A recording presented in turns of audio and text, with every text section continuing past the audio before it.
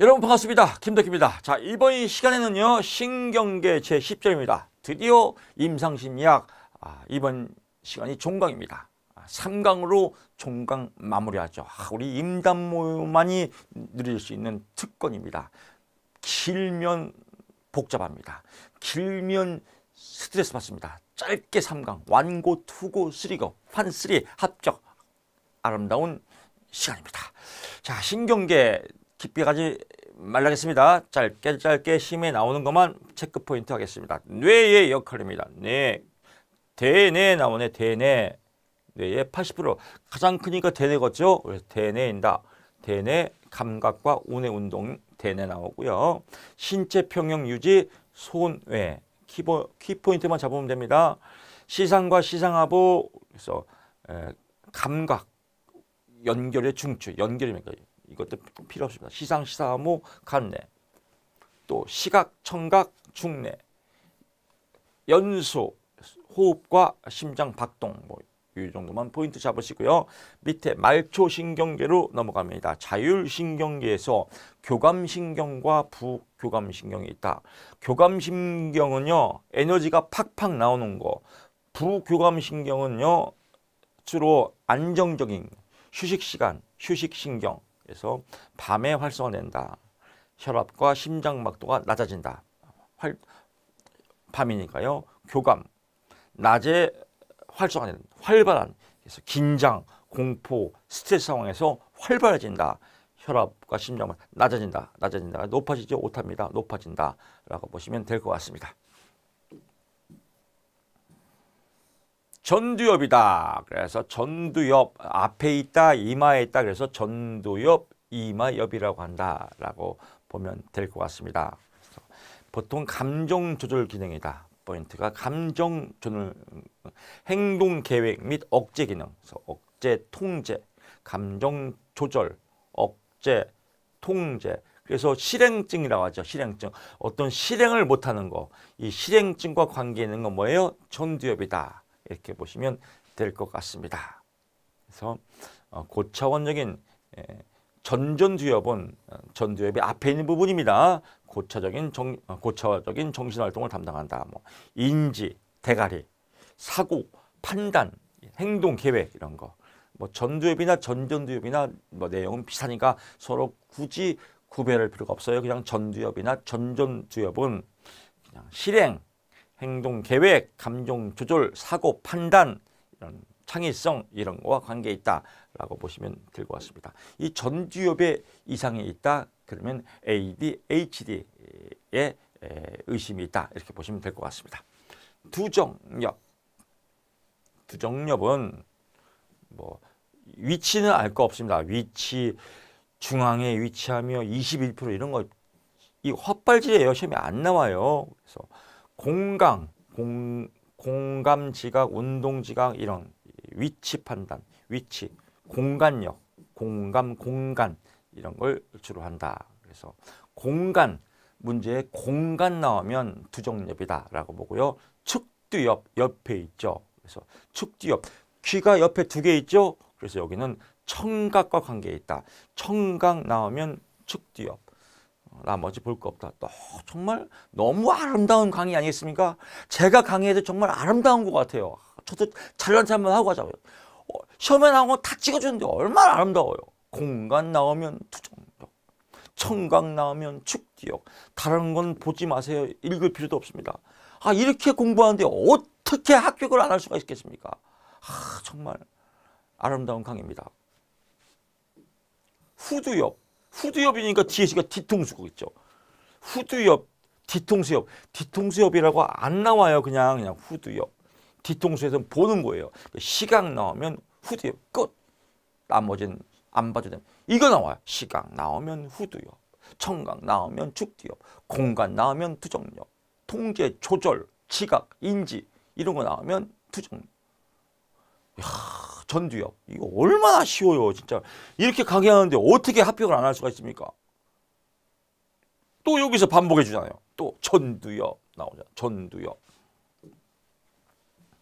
상황 판단, 행동 계획, 행동 억제, 통제, 인지 이런 거.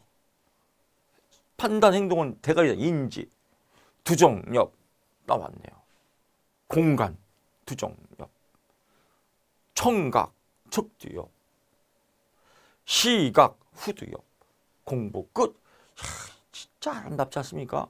뉴런, 신경계. 뉴런은 여기가 핵이고 신경세포가 있으면서 뉴런의 가치돌기가 흘러가서 자극의 전달 방향이 나오고 이런 모양들을 축색돌기라고 하고 축색돌기와 수포가 이루어져서 또 다른 뉴런을 넘기고 이런 건 생물 시간이에요. 알 거 없어요. 그냥 뚱뚱 넘기고요.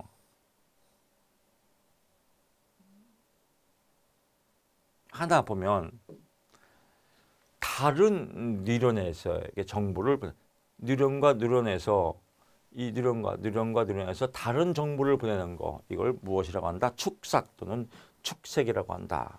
뭐 이 정도만 보고요. 나머지 볼 거 없습니다.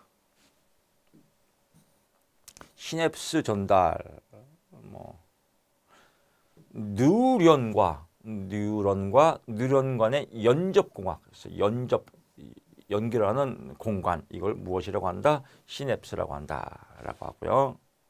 시냅스가 활발할수록 기억이 촉진되고 뭐 이럴 거다. 뭐 이 정도만 알면 될 것 같습니다. 뇌의 구조, 그래서 정보 전달, 이거는 혹시 모르니까요. 정보 전달 과정 순서입니다. 환경 자극이 오고 감각기관으로 가서 척수로 간 다음에 뇌로 가고 또 척수로 가서 운동신경으로 근육, 뭐 이런 순서 뭐 그냥 눈으로 안면 타당도로 보시면 될 것 같고요. 좌뇌는 언어, 수학, 논리, 과학은 좌뇌와 관계 있고요. 우뇌는 시공간 정보, 직관, 예술. 그래서 우뇌는 주로 문과 성향이고 좌뇌는 뭐 이과 성향이다라고 하는데 그냥 그렇다는 거죠. 뭐 이런 관여를 한다라고 하는 겁니다. 운동 통제와 관여가 되는 건 무엇입니까? 라고 하면 기저핵이다 라고 보면 되고요. 정서 반응, 조절, 기억, 동기 이런 정서 나오면 변연계다 라고 보시면 될 것 같습니다. 자율신경계와 내분비계의 동기, 자율신경계, 내분비계, 호르몬, 다양한 정서 자극에 대한 신체 반응 조절 이런 건 시상하부다. 신체 반응 조절은 시상하부다. 뭐 이 정도만 보면 될 것 같습니다. 이거는 그냥 시험 끝나고 상식의 큐를 한번 보시면 될 것 같아요. 뇌 손상으로 인한 실어증. 그래서 두 가지가 이건 시험에 잘 나옵니다. 그러니까 시험에 잘 나온 것만 여러분이 포인트하면 됩니다. 표현적 실어증이라고 해요. 우럭화. 손상을 받으면 말을 이해는 하지만 말을 못해요. 그러니까 이해는 다 해요. 상대방의 무슨 말을 하는지 이해는 다 하는데 말을 못해요. 그게 저기에서 말을 잘 못하는 거, 표현을 못하는 거 우럭화 실어증이라고 하고요. 또 수용적 실어 반대 베르니케예요.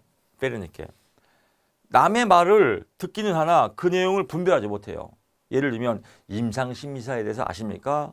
우리나라 정치는 이게 정치가 문제라니까 우리는 야당과 여당이 있는데 여당이 있고 뭐가 막 또 자기가 막 기가 막히게 다른 거 얘기해요. 그러니까 엄한 거를 말을 잘하는 거 이거는 베르니케 이것도 미치는 거죠.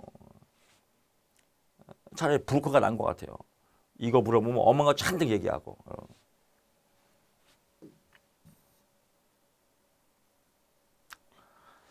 그렇습니다. 뭐 쭉 나오고요. 오케이. 나머지는 크게 볼 거 없습니다.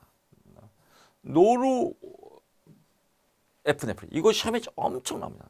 노르에피네프린. 그래서 여러분 기억나죠?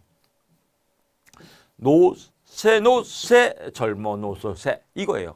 그래서 노르에피네프린 읽어 세로토닌 노세 젊어 노세 이 두 가지 호르몬은 우울증과 관계에 있다.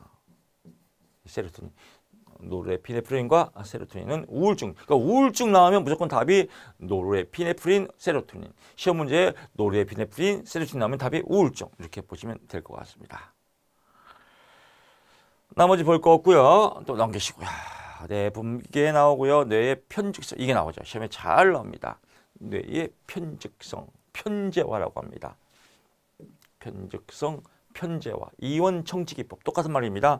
이원 청지 기법이라고도 하고 뇌의 편직성이다. 뇌의 편직성은 인간은 여러 기능 뇌 속에서 있지만 인간의 두 가지의 의식 양식이 인간의 좌우 방구 속에서 각각 다르게 취한다. 이거 제가 기억날 겁니다. 청력 검사할 때 제가 귀가 옛날 떡공장 3년 만화에서 난청이 있거든요. 난청 검사를 받으러 가면 이렇게 자리에 앉으라고 그래요.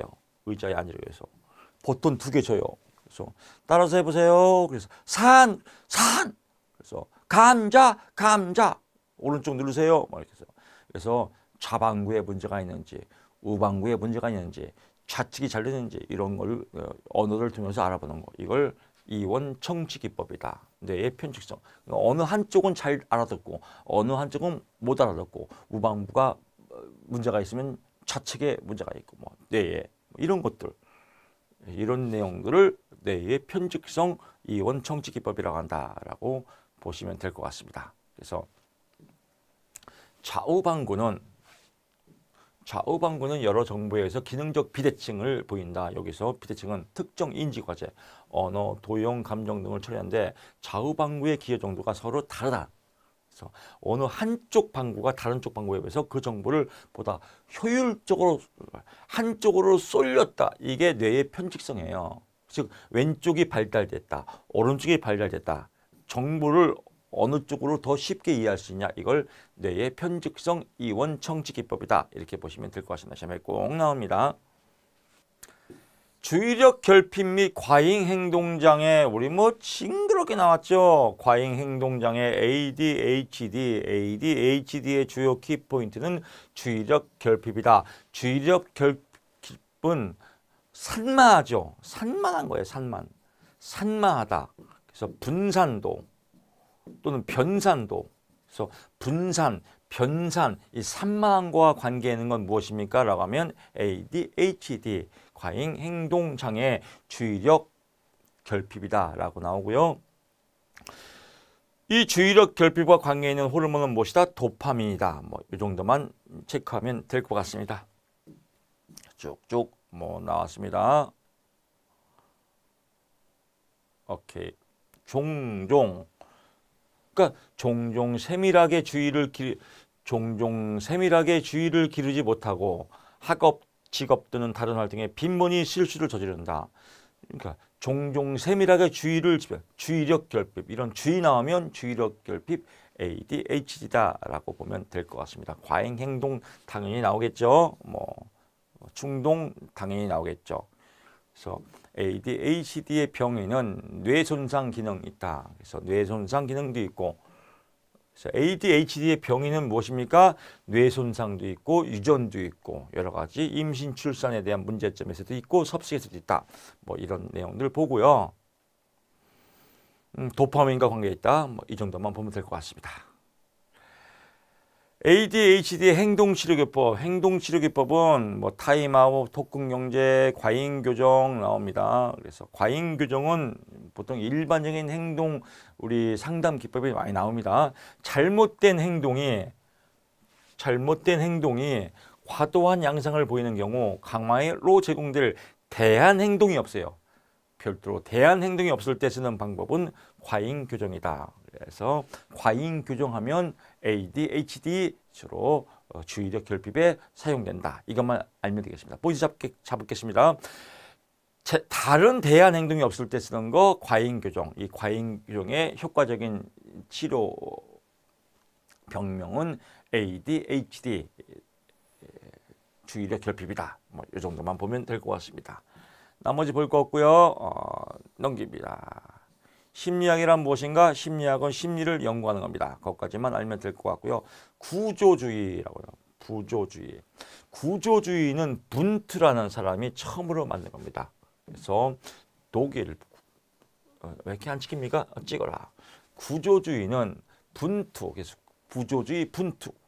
독일 라이프치 대학에서 최초로 심리학 실험실을 연구했다. 행동주의, 즉 보이는 거, 관찰. 그래서 최초로 심리학 실험실을 연결해서 만들어서 체계적으로 보이지 않는 심리학을 연구하기 시작했다라고 한 걸 우리가 문투 구조주의다라고 하는 건 봅니다. 그래서 마음의 구조를 본다. 분투, 마음의 구조를 실험을 통해서 나타낸다. 구조주의라고 보면 될 것 같습니다. 분투에서 나오는 뭐 내용들은 뭐 이렇게 마음을 본다. 뭐 심리학 전파 나오고요. 기능주의입니다. 기능주의. 그래서 기능주의는 마음의 사용 또는 마음뿐만 아니라 마음의 기능까지 본다.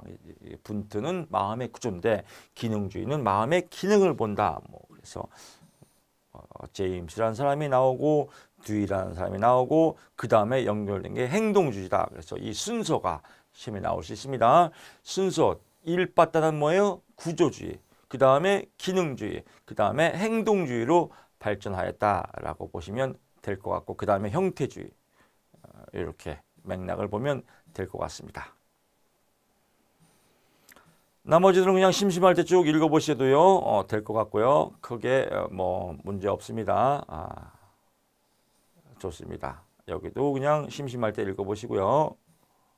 여기도 심심할 때 읽어보시고 다 맥락을 같이 했던 공부를 다 같이 했던 연장선상입니다. 넘겨보시고.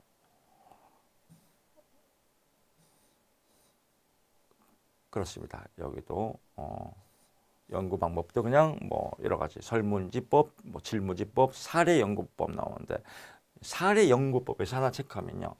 사례 연구. 어떠한 특정한 개인 또는 집단, 어떠한 특정한 개인 또는 집단이 또는 상황, 이 개인 또는 집단을 우리가 개인 또는 집단을 통해서 상황에서 발생한 현상에 대한 집단, 상황에 따라서 현장을, 이게 상황에 따라 발생한 현장이 뭐예요? 사례지, 사례. 그래서 개인 또는 집단 또는 상황, 이게 어떤 사례를 발표한다. 그래서 특정 개인이나 집단 또는 상황에서 발생한 현장에 대한 집중, 심층 연구를 무엇이라고 합니까? 라고 하면 답이 사례 연구법입니다. 또 이렇게 해서 한 문제가 나옵니다. 시험 문제가 나오는 것만 체크하면 되고요.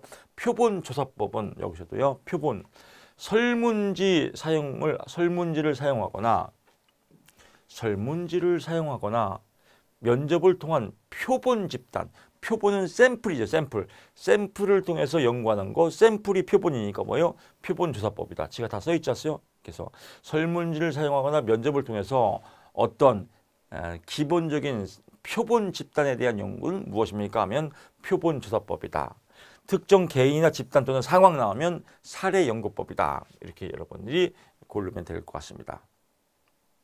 자연적 관찰법 또 나왔죠. 그래서 자연스러운 환경에서 그 현상을 관찰하는 거 자연관찰법.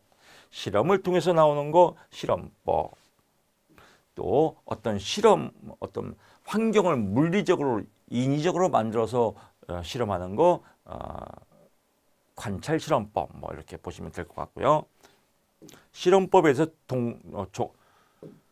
독립변수, 종속변수 심이 엄청나게 많이 나옵니다. 그래서 뭐 제가 맨날 똑같이 예를 들어드리는 겁니다. 기억나라고. 커피 CF 나오죠. 신민아하고 원빈이 CF 옛날 유명했었습니다. 그래서 신민아가 카푸치노 커피를 마시다가 입술에 거품이 묻었죠.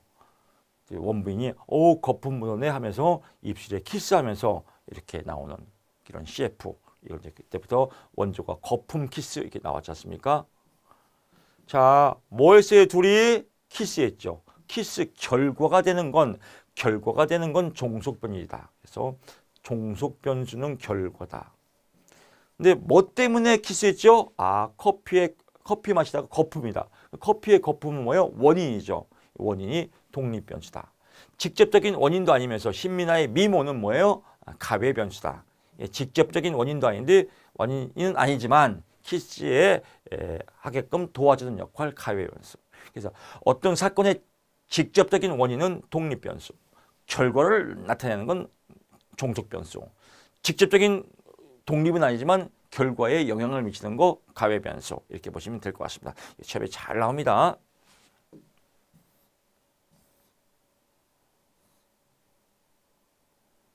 뭐 이렇게 보시면 될 것 같고요. 신경과학과 생리적 내용, 수면과 꿈 참고적으로 보면 될 것 같아요. 렘수면 나옵니다. 렘수면. 꿈에서는 렘수면이죠. 능동적 수면이에요. 뇌파는 대단히 느려지는데 매 1초마다 한 번의 정도의 두밭을 보이지만 진폭은 알파파의 경우다. 그래서 알파파의 경우보다 5배나 커진다라고 나옵니다. 그래서 신체 근육 활동은 보다 느슨해지고 그러니까 뇌파가 대단히 느려지며 진폭은 알파파의 경우보다 5배 커진다. 또 급속 안구 운동, 안구는 눈꺼풀이 닫혀있는 상태에서 신속하게 조라하게 움직이는데 이것을 마치 수면자가 외부의 어떤 대상을 보는 것 같은 모습과 흡사하다. 이런 걸 무엇이라고 합니까? 렘수면이다. 이 정도만 보면 될 것 같습니다. 그래서 알파파 나오면 렘수면 이렇게 찌찌뽕시키면 될 것 같고요. 나머지들은 볼 거 없습니다. 나머지도 볼 거 없고요. 지각주의도 볼 거 없습니다. 자, 이렇게 해서 볼 거 없습니다는 안 보면 돼요. 근데 여러분들이 임상심의사의 실무에 가면서 이런 내용들이 또 실무에서 여러 가지 발표나 사례 연구에 또 쓸 수 있으니까 그때 활용하시고요. 시험은 기본서 여기까지만 제가 빨간색 친 거 시험에 나옵니다. 요거까지만 보시면요. 하루에도 10번은 볼 수 있습니다. 그래서 이론서는 그냥 제발 좀 쓰지 말고 그냥 훑어보고 하루에 맘만 먹으면 한 과목 10번은 볼 수 있습니다. 그래서 훑어보시고 이런 내용들이 또 기출이 많이 나오니까요. 기출이 핵심입니다. 기출을 많이 보시고 이상으로 우리 임상심리학 강의 기본 이론서 종강 마치겠습니다. 대단히 수고 많았고 여러분 합격 쓰기 미리 준비하십시오. 고맙습니다.